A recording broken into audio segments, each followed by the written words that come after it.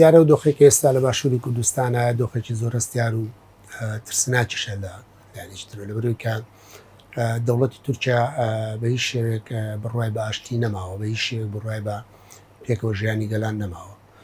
دیارە هێرشەکانی چ کردوێتەوە سەر پارتی کرێکاران لە باشووری کوردستانە لە هەمان کاتە ئەو هێرشانە بۆ سەر پارتی کرێکارانی کوردستان هێرشەوە سەر باشووری کوردستان و لێدانی دەستکەوتەکانی باشووری کوردستان و حکوومەتی هەرێم و داخوازەکانی گەلی باشوور و لە لایەکیشەوە بردننی سامانی نیشتیمانی و جەوهرە ڕاستەقینەی باشووری کوردستانە. بۆیە لێرەدا کە ئەو بەرەنگاریانی کە لە باشووری کوردستانە ڕوبەڕووی دەوڵەتی تورکیا دەبێتەوە، تورکیای تووشی جێژاوێکی خراپ کردووە کە بەرگەی ناگرێت کە کەوتەتە دۆخێکەوە پێی چارەسەر نابێت، ناتوانێت لەوە دەرباز بێ کە بە جەنگ و شەڕ و هێز و تۆپ و تیارە بتوانێت ئەو هێزەی کورد کە پارێزەری خاک و نیشتیمان وڵاتە بۆستێنێ. هەر بۆیە ئێستا گەیشتووەتە ئەوەی کە چەکی کیمیایی و چەکە قەدەق کراوەکان بەکاردێنێ بەو شەوە نەیتوانی سەرکەوتن بەدەست بێنێ. لە ئێستادا کەوتوتە ئەوەی کە هێزەکانی باشووری کوردستان بەکاربێنێ بۆ دژایەتی ئەو شۆڕشە مەزنە، چونکە تێکشکانی ئەو شۆڕشە تێکشکانی هەموو کورد و هەموو باشووری کوردستان و توانم بڵێم هێزەکانی ڕۆژهەڵاتی و ڕۆژاواشە.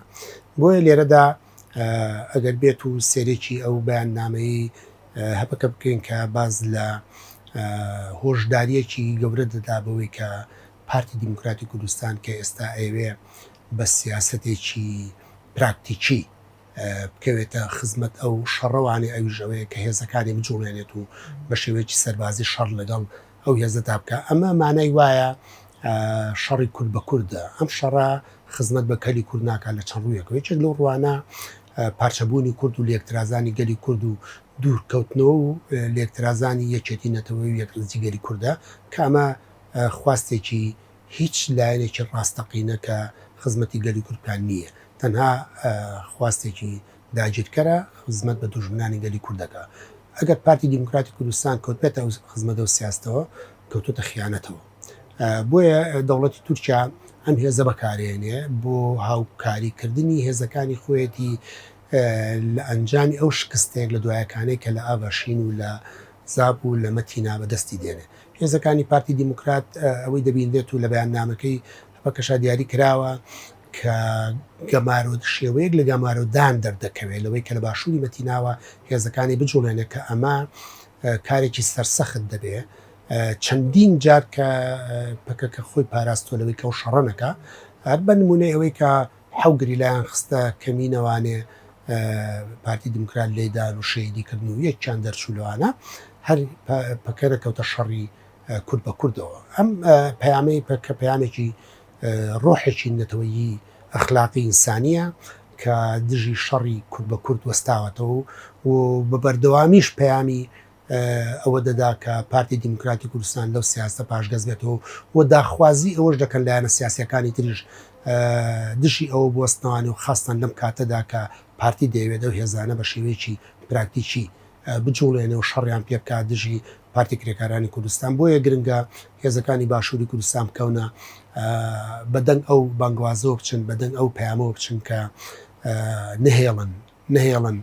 ببنە قەڵغانێکی مرۆیە، ببنە قەڵغانێکی ئەخلاقی، ببنە قەڵغانێکی ئینسانی، ببنە هێزێک لە بەردەم ئەو سیاسەتە خیانەتکاریەدا کە ڕێگە لە شەڕ بگرن بۆ ئەوەی کە گەلەکەمان تووشی ئەو شکستە گەورەیە نەبێت کە داخوازیەکی داگیرکەران و دوژمنانی گەلەکەمانە کە دەیانوێت. زۆر بەداخەوانی ئەم سیاسەتە کە ئێستا جوبیستی دەبین هەواڵێک لێر و هەواڵێک لەم لە ئەوانە بەدڵنیایەوە یعنی لاوازیەکی زۆر شکستێکی زۆر ینی تەنهامانەوەیکی زۆری پارتی دیموکراتی کوردستان دەبینین لەوەی کە ئیرادەی بە هیچ شێوێک نەماوە، توانا و بەرگەگرتنی بەرامبەر بە دوژمن بەرامبەر بە دەوڵەتی تورکیا ئەوەندە شکستە ئەوەندە لاوازە توانای ئەوەی نییە کە خۆشی پارێزێت، توانای ئەوەشی نییە کە حیزبەکەشی پارێزێ. گەشتۆتەوە قەناعەتەی کە ئەگەر بێت و ڕەدفعلێکی بێ بەرامبەر بەوان وای تەسەوەرەکە کە تێگەشتی و ئینهیارەکە. بۆیە ئەم مەسەلەیە پارتی دیموکراتی کوردستان بە جددی کەوتۆتە ئەوەی کە ئەو سیاسەتە پێش بخا کە لە ڕێ ئێوە خۆی پارێزێ و خۆی بەهێزکات و ڕۆحیمانەوە لە داگیرکەر وەربگرێ. بۆیە بەڕاستی پێناسەی ئەمە بە پێناسەیەکی خیانەتی مەزن دەکرێت کە ئەمە خزمەت بە دژمنانی گەلەکەمان دەکا هیچ پاساوێکیشی بۆ نییە لە چوارچێوەی خیانەت و دژمنکاری گەلەکەی دادەوە. حتمما ڕاستە دیارە سیاسەتی دەوڵەتی تورکیا سیاسەتێکی قڕکردنی گەلی کوردە. هەر مێژوو سەلماندوێتی هەر لە مێژووی 1930 بەدواوە دەبێنە سەر شەڕی دەرسیم و ئەو هێرشانی کە کرات سەردەری کورد شەڕێکی قڕکردن بووە، شەڕێکی لە ناوبردنی کورد بۆ جینۆسایدێکی فراوان بووە. هەر ئێستاش ئەو شەڕانەی کە ئێستا بە ڕۆژئاوای کوردستانی دەکەن یا پەلامار دەدەن یا ڕەشەی لێ دەکەن بە بۆچوونی خۆیان بەو ئەوە دەخوازن کە ئەمریکایە لایەنێکی تر گڵۆپی سەوزیان بۆ هەڵکەن کە بتوانە شەڕانە بکەن. هۆکاری ئەمە تەنها مەسەلەکە نییە لەوێ شتێکە بێ ناوی تیرۆر بێ، بەڵکو ئەوەی هەیە کورد هەیە، ئەوە هەیە کە ئەوان چاوێن بە کورد هەڵنایە، چاوێن بەون هەڵنایەکە ئینسانی کورد وەکو مرۆڤ کە بژی ژیان بکات و ئەو فکر و فەلسەفەی کە لەوێدا چێ بووە کە فەلسەفەی ڕێبەراپۆیە کە باز لە مەسەلەی پێکەوە ژیانی گەلان دەکا ئەوان قبوڵی ناکەن، چونکە ئەوان لە ذهنیەتی ئەواندا بگەڕێنەوە بۆ فەلسەفەی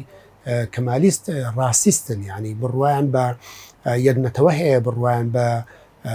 خۆمان هەر خۆمانین تورک و بەس. کەواتە ئەمە ئەم گرێدانانەی کە یانوێت لە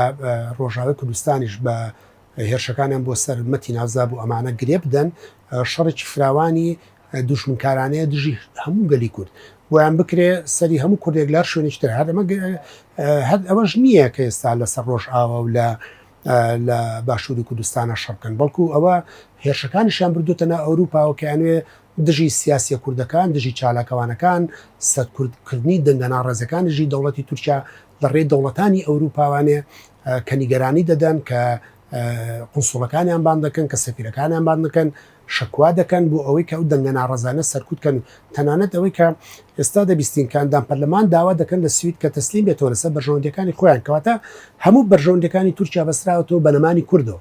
لەگەڵ ئەوروپا و لەگەڵ ناتۆ چیدا، کەواتە شەڕی دەوڵەتی تورکیا شەڕی گەلی کوردەکە، شەڕی قڕکردنی کوردەکە، شوناسی کوردەکە، مێژوومان کەلتورمان فەرهەنگان لە بەردەم جینۆسایدێکی تردایە. بۆیە گرنگە بەڕاستی یەکێتی و ڕزی گەلی کورد پارێزین. بۆیە ئێستا بەڕاستی منش بانگواز دەکەم هەروکۆی هەپەکەش بانگوازی کردووە کە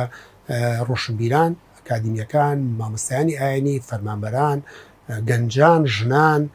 حیزبە سیاسیەکان، ڕێکخراوەکانی کۆمەڵگەی مەدەنی بەڕاستی دەنگی ناڕەزایەتی بەرزکەنەوانێ ببنە پێشەنگی وەستاندنی شەڕی کورد بە کورد بۆی بتوانین هێزێکی معنەوی بین، هێزێکی پڕمۆڕاڵ بین ڕوبەڕووی داگیرکاری دژمنانی گەلەکەمان.